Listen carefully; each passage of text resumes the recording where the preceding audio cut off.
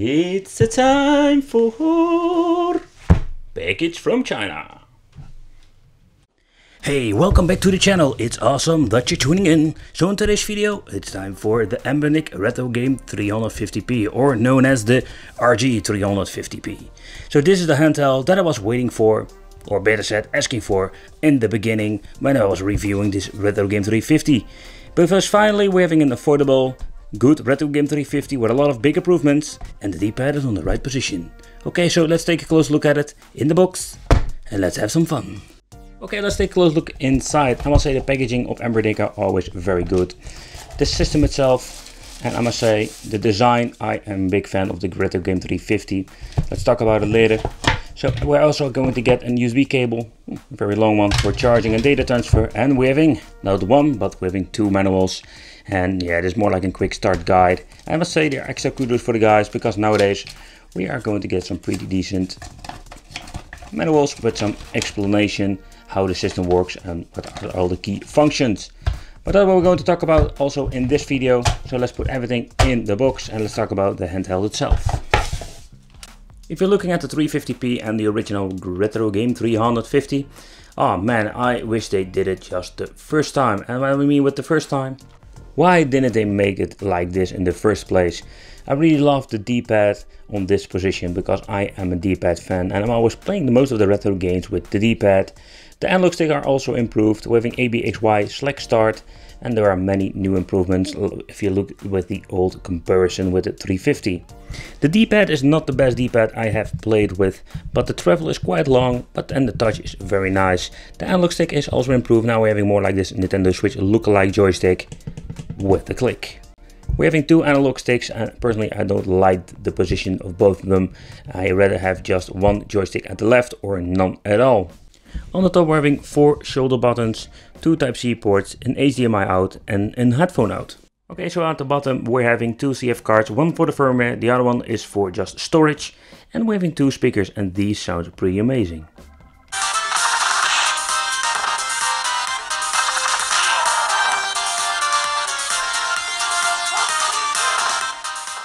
And at the back we're having 2 rubber strips. I really like it because if you want to put it on the table it won't just slide away. Some extra information about the model, and it comes with a 2500 mAh battery. At the right side we're having the on and off switch. You need to hold a couple of seconds for booting it up. And at the left we're having volume control. But I completely missed out to tell you that we're having the reset button, and that's something that's very convenient because sometimes you just need it if something freezes or you just want to go out of the game very quickly. It will reboot the system fully, and that is something that's pretty awesome. I really love the reset button. What I really love about the 350p model is that it has the new generation of IPS displays inside, and these are beautiful and very vibrant of the colors, and not to forget the view angle is just very good, and that is something that I make this game experience way better. But let's talk about what can we do with this system. The Anbernic Retro Game 350p gives us the possibility to play emulators, so you need to think about from the DOS up to PlayStation 1. We're even having some options like play open board, that is a freeware version where you can create your own beat 'em up game, a lot of great stuff to find. Then we're having the games itself. This is basically homebrew games. You need to think about Quake 1, yeah, let's say Open Jazz, Open Terraria, Street of Rage remake. There are so many things that are just so awesome if it comes to the homebrew games. We're having here the settings where you can mess around with the system, applications for Explorer, and for example if you want to do a Retro Game 350 testing, and all kinds such kind of things you can find with the Retro Game 350. Nevertheless, it's really cool, and there are a lot of stuff we can do with it.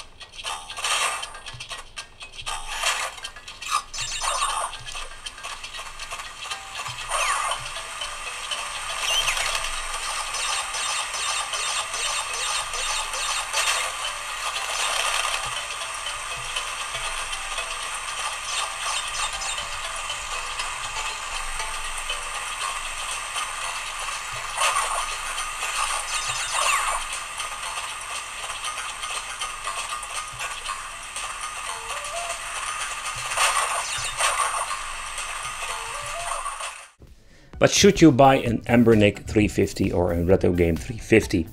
That is something you need to decide for yourself. So in general, if you're having the 350, I think this version, the P version, is an upgrade. Simply because they moved everything around and just basically made better joysticks.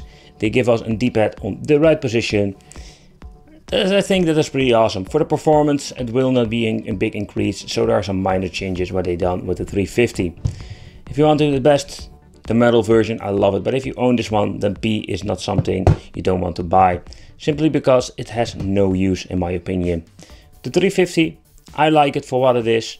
And it's basically for the people who just want to have a 350 or a metal version in a cheaper shell. This is what you're going to get. So yeah, let me know what you think of this. I want to thank you for watching. Consider subscribing, hit the little bell. It would be great to have you in the Wicked family. And I will see you in the next video.